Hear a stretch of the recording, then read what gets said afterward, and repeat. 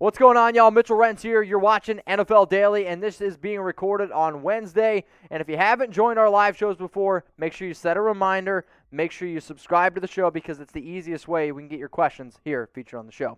So if you're watching right now, what I want you to do, if you want a shout-out, go retweet our pinned tweet at Chat Sports. It's right here at Chat Sports. If you don't have Twitter, what does that mean? It means it's the very, very top tweet. You go ahead and retweet it, and we're going to give some shout-outs here coming up in just a little bit.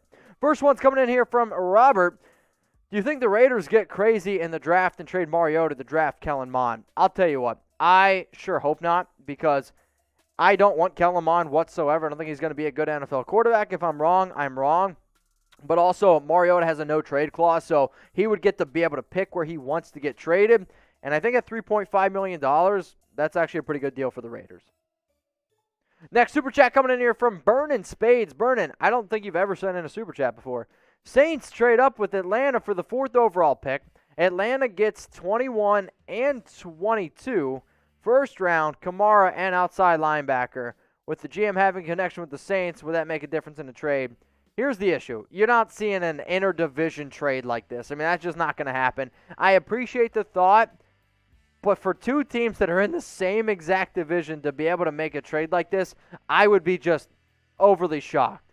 Creative bonus points, yes, but I'm going to sit here and say no. Next one's coming in from D-Man Dooney. Fields to the Niners. Broncos swap picks with the Lions. Broncos giving up their second and draft Lance.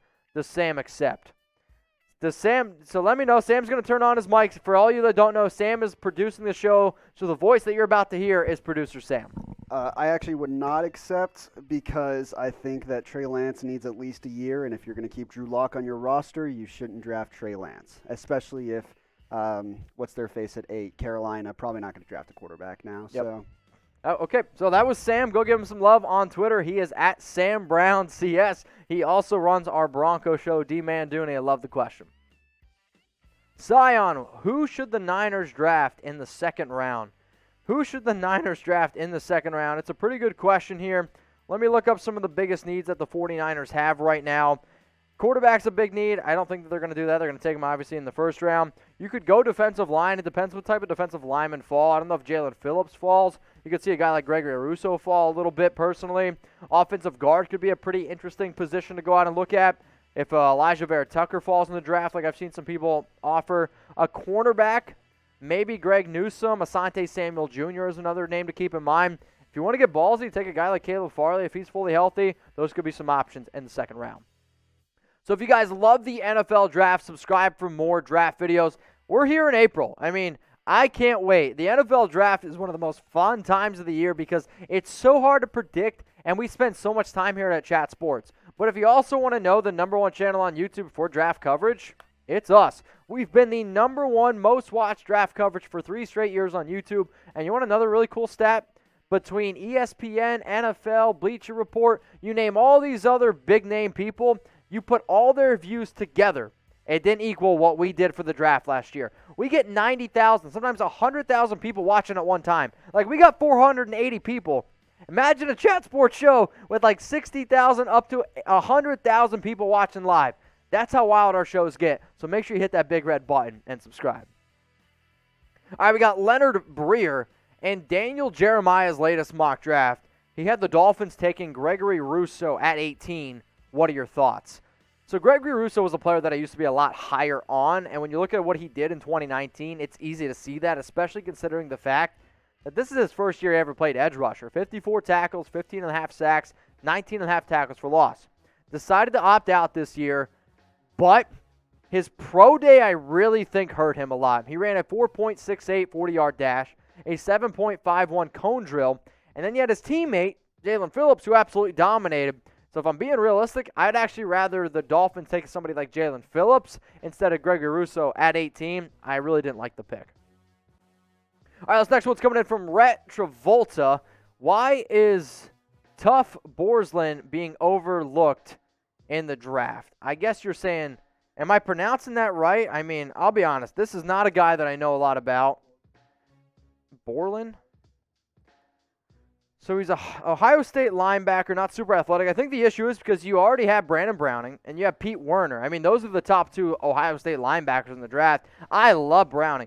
Browning is absolutely a player that I think is just rising up draft boards, but we do always play a game as well at Chat Sports. When Tom doesn't know somebody, he takes a drink. Tom would have knew that guy, but I think the biggest reason why he's being overlooked is because when you're the third best linebacker on your defense, that's probably going to hurt your draft stock a little bit. All right, let's go to Preston Commissar.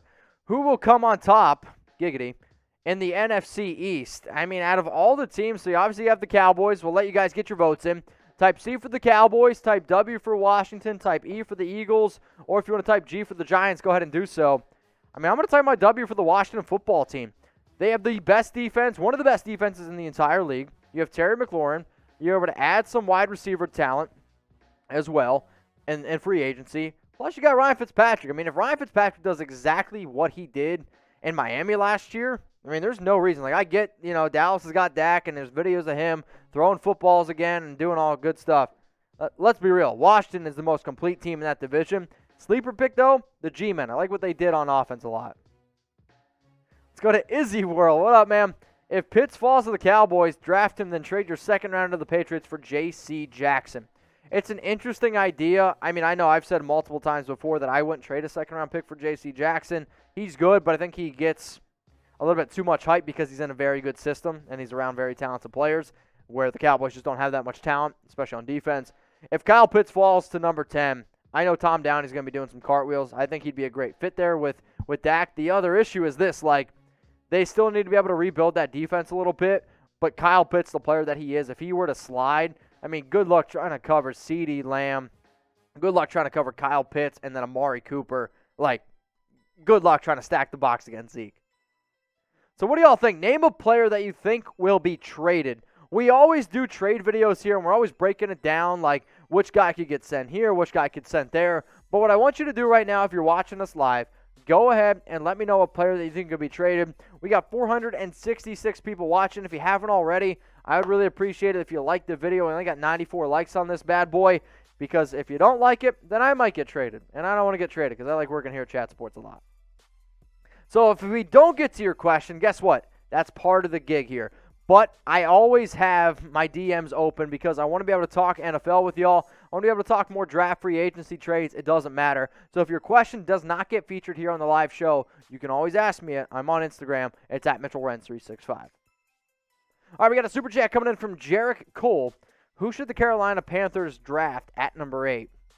I mean, the fact that now it's not going to be a quarterback, I'll say probably the best offensive skill position player available. Like, if Jamar Chase, Devonta Smith, Jaelan Wild, Kyle Pitts, if one of those four players fall to you, I'd probably pull the trigger there.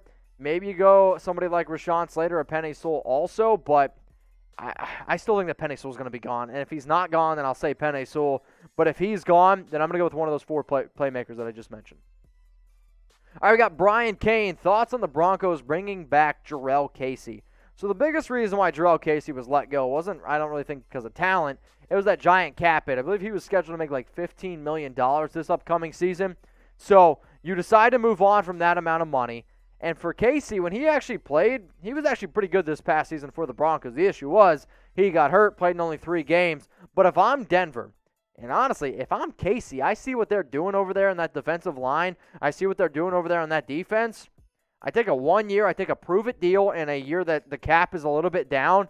And if I can stay healthy, I get that I'm 31 years old, but that defense is going to be talented. You have a very good year at age 31, and then you go and sign a 2-year contract right off into the sunset on a big deal. Jarrell Casey is a talented player. He just got hurt last year. So, yeah, I do actually think I like it, and I think it makes some sense. All right, let's go to Johan. Hopefully I pronounced that one right. Should the Falcons get Kyle Pitt if Justin Field is gone? I say yes, and I know a lot of people will sit here and say, why not take Justin Fields if he's available at 4? He's a great quarterback. I'm not saying that he's not a great quarterback. I'm saying that Kyle Pitts, to me, is more of a slam dunk type of a prospect and maybe fits what the Falcons are trying to do right now. If you bring in Justin Fields, I still think Matt Ryan has another 2-3 years left in the tank. I don't know if he's going to be there that long, but I still think that this Falcons team can win. They need to build the defense. There's no doubt about that. I mean, if I'm Atlanta, I try to trade back. And I don't know if they'll be able to do it, but we'll see. Johan, if you haven't checked out our video yet, please go do. It's around our Falcons being able to trade back. I think you're going to like it. So speaking of trades here, we did have one of these trades go down where Sam Darnold, he ended up getting shipped off to the Carolina Panthers for, I believe it was a 4th-round pick, a 2nd-round pick, and a 6th-round pick, if all those numbers are right. One of them is a 2021, and the other ones are 2022. So let me know, who do you think is the better team in 2021? That's the year that's important here. Type J for the Jets, or I want you to type P for the Carolina Panthers. I know that the Jets are going to get a new quarterback, and I know they got a lot of draft capital, more than Carolina has, but I just can't bet on Adam Gase. So I'm going to type my P for the Carolina Panthers. Regional banks, Falcons trade our 4th overall pick to Denver for a pick in Von Miller. It's reported that they're trying to trade him.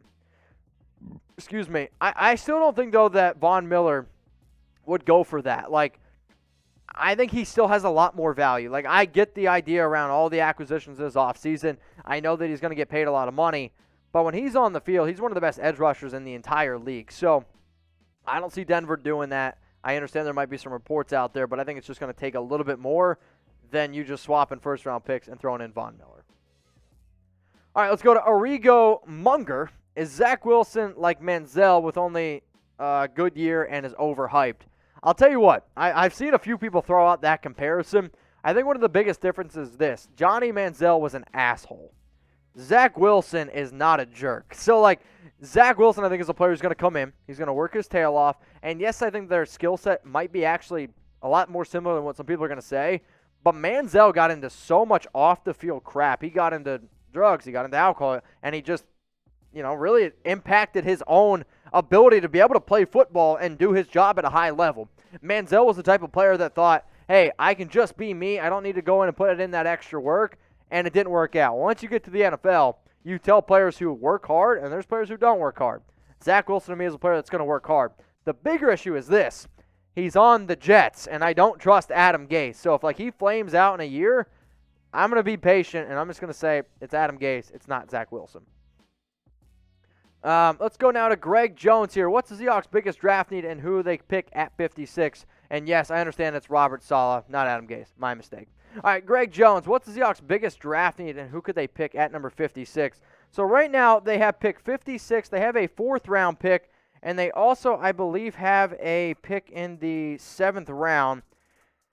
I mean, I'm probably going to go out there and say cornerback. Cornerback's probably the biggest need. And then if you're going to go out and do it, Seattle sometimes can get weird, and normally their weird picks come in the 1st round. But I'm going to go with a cornerback that reminds me a lot of what Seattle tries to do. And I'm going to go with Eric Stokes here, okay? 6'1", 185-pounder. He's got a giant wingspan. I believe it's like 82 inches. And he's got long arms, and he's long and lanky. When I try to predict who the Seattle Seahawks are going to take, especially at the cornerback position, I go for athletes, and I go for athletes with length. It's hard to be able to predict which cornerbacks are going to be available, so I'm going to go with a guy that checks off a lot of those boxes, also played in the SEC. I'm going to go with Eric Stokes out of Georgia. All right, let's go to Shanav M. Caleb Farley finna have Christian Fulton-type draft fall. Can Denver bring it up? So Christian Fulton, I believe, fell to pick number 60 of this past year's draft, and I think Farley could fall that far. And it's weird to say because when you just watch the tape, he's a top 15 prospect. But anytime you're dealing with a back injury and you don't know a lot about it, and if he starts failing some medicals here, there's going to be a lot of teams that, yes, start checking him off. I mean, he could have a fall like DK Metcalf. Like, DK Metcalf was the #1 receiver on my board. And I was like, this is a guy who should go in the top 15. Had, a few medical things that didn't quite pan out, and he ended up really falling down the draft board.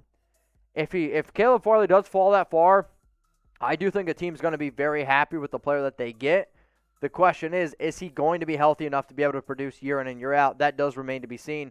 Shanav, I know you're one of our loyal subscribers over on our Broncos channel. If you guys want to check out our Broncos channel, it's youtube.com/BroncosTV. All right, let's go to Clint Lindbergh, 8C. Do you think the Giants should take a quarterback if available? No, I don't think so, because I think you got to give Daniel Jones a chance. Even though I don't like Danny Dimes, I really don't. I don't think he's ever going to be that good of a quarterback. But if, let's just say, a guy like Jalen Waddle, Devonta Smith, Kyle Pitts, or Jamar Chase is available at 11, If you have an opportunity to add, let's say, a little bit more talent to the offense, then Daniel Jones doesn't have any more excuses. Sure, Dave Gettleman's going to see a defensive lineman. He's going to fall in love with him, and maybe that's the route they go. But I'm still not ready to totally bail on Danny Dimes yet, even though I don't really think he's really ever going to be the answer in New York. All right, we got Zozo.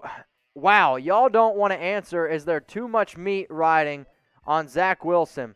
I don't really know what that question totally means. Is there too much meat riding? I think you mean, I think there's another saying that I think he means.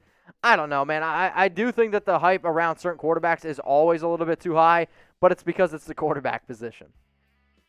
All right, let's go to James Fields. With the trade for Darnold, where will Greer end up? It's a good question. I thought he was the second or third best quarterback in his class. I won't get on board with that. I actually was not that big of a fan of Will Greer. He's talking about the quarterback that came out of West Virginia. I believe he was drafted at the end of the first round, or 30th, or third round. I believe it was like pick 80 or something like that now that I think about it. But Will Greer, to me, was never that good of a quarterback, and I'm not really ultimately concerned about him. If you're Carolina, you try to figure out what you're going to do with Teddy Bridgewater. Greer maybe tries to go be a backup or a third-string quarterback somewhere, but there's not many places out there looking for a QB like Greer. All right, let's go to Mike Dibble. If he is there, should the Cleveland Browns take Jaelan Phillips at 26?